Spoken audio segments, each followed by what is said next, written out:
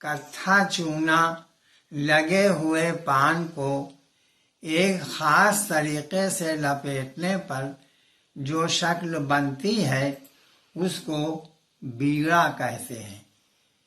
बीड़ा के लफ्ज से बीड़ा उठाना एक मुहावरा बना है, जिसके मानी किसी मुश्किल काम को करने की आमादगी जाहिर करना है। पुराने ज़माने में जब कोई काम करना बहुत मुश्किल होता था तो ऐलान कर दिया जाता था कि लोग इस मुश्किल काम करने के मुकाबले में आएं।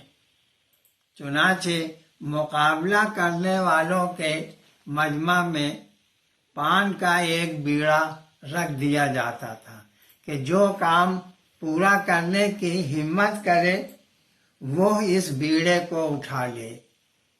इस तरह बीड़ा उठाना एक मुहावरा वजूद में आया। अच्छा, ये बताएं, उर्दू के दो वर्ड हैं या लफ्ज हैं, बीड़ा और बेड़ा, इनमें क्या फर्क है? बीड़ा का लफ्ज तो पान की लिपटी हुई एक शक्ल का नाम लफ्ज है, लेकिन बेड़ा का लफ्ज जो है वो कश्तियों के मजमा को कहते हैं और उसके लिए बेड़ा का लफ्ज इस्तेमाल होता है।